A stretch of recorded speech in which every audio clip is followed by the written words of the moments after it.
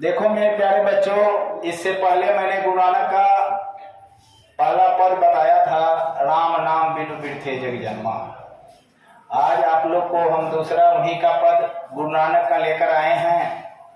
दूसरे पद का नाम है जो नर दुख में दुख नहीं माने। गुरु नानक जी कहते हैं जो नर दुख में दुख नहीं माने, इसका अर्थ होता है वैसे लोग जो दुख को दुख नहीं मानता है, वैसे लोग को क्या कहेंगे?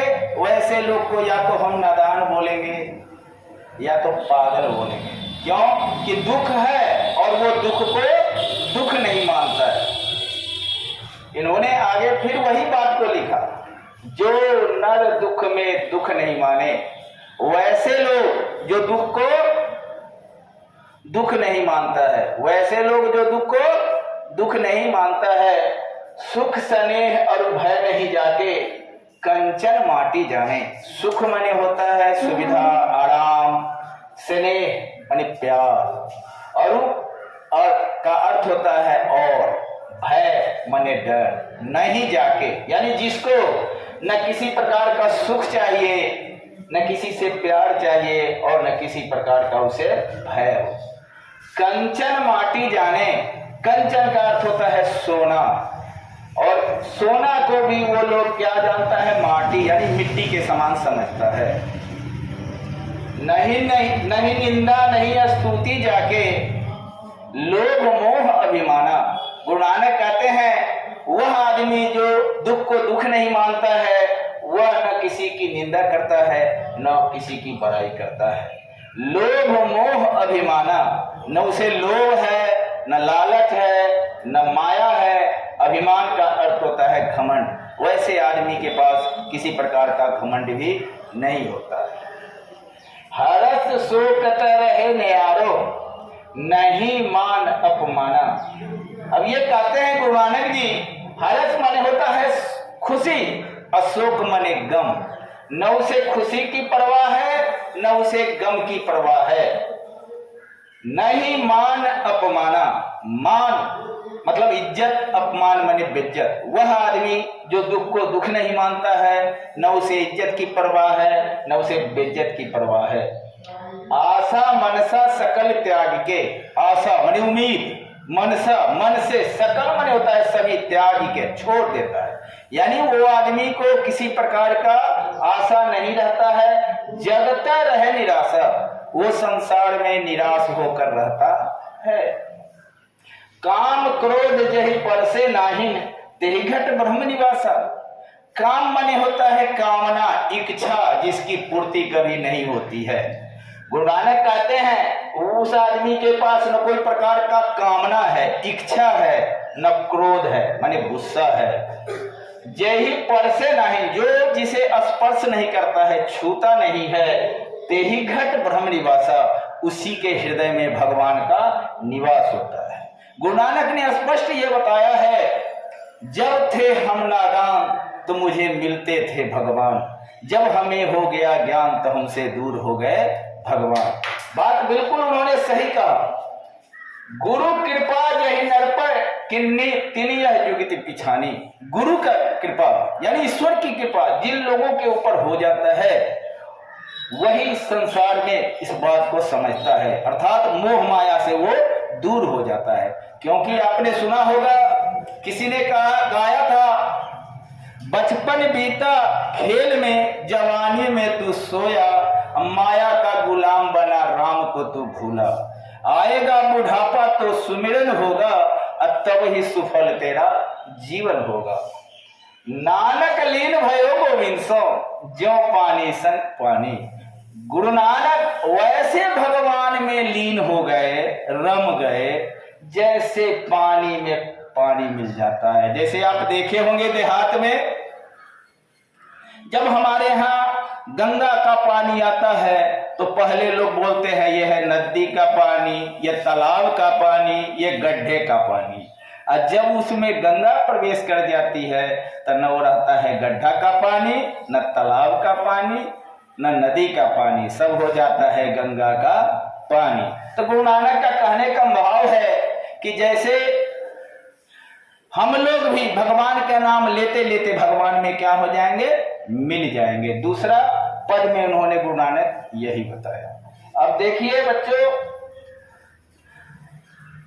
अब आपको प्रश्नोत्तर गुरु नानक का जो है वो आपको बताने जा रहे हैं। और प्रश्नोत्तर में सबसे पहले ये जान लीजिए, आपने गाना भी सुना होगा कि राम के कृपा से सब काम हो रहा है।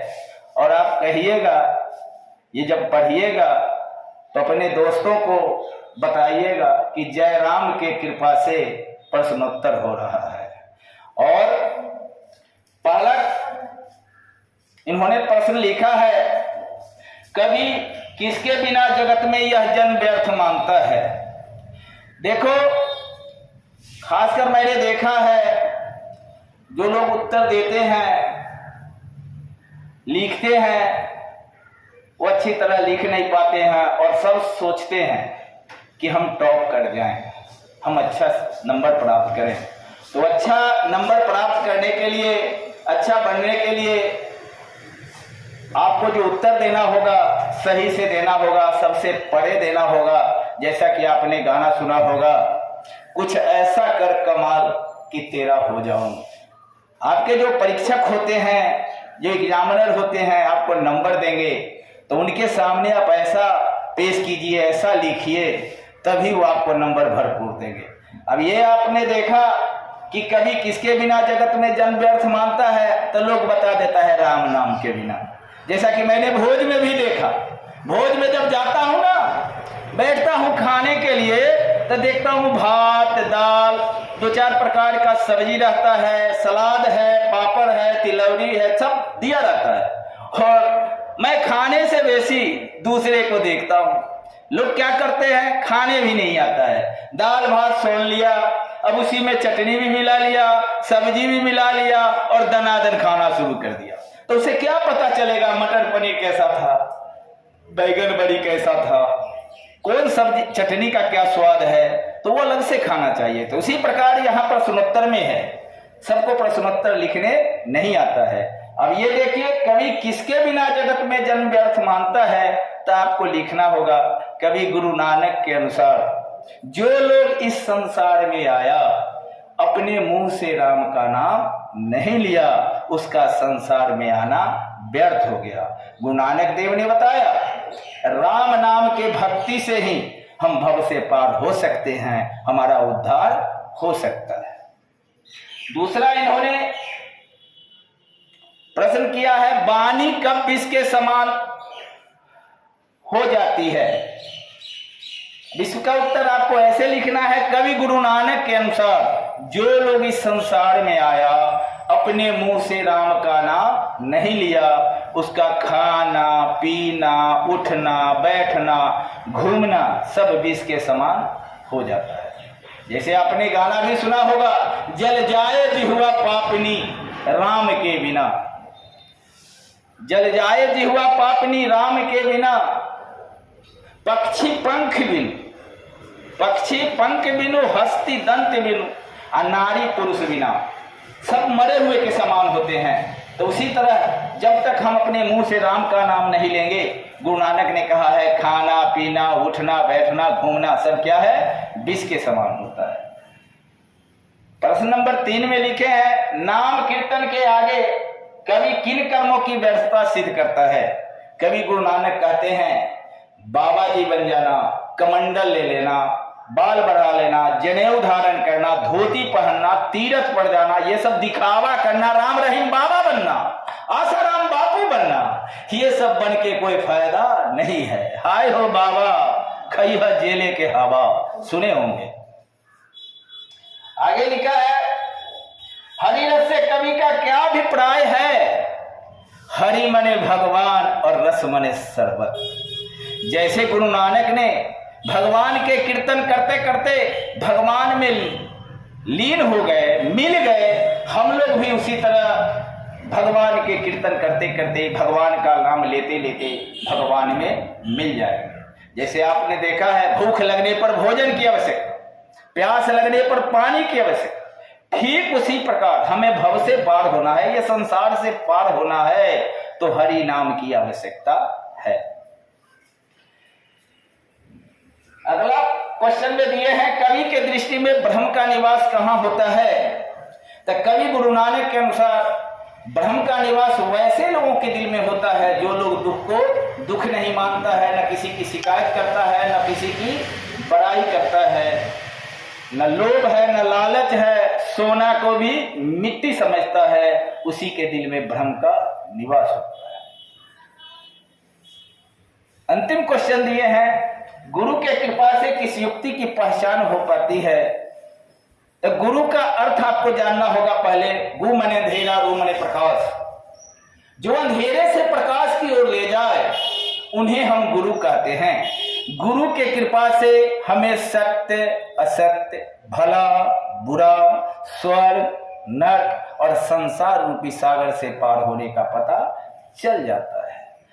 तो मेरे प्यारे बच्चों, आज मैंने प्रश्नोत्तर भी बताया गुरु नानक का, और दूसरा पद जो था बताया। आप देखिएगा और पुनः मुझे कमेंट करके बताइएगा कि आपको कैसा लगा। जय हिंद, जय भारत।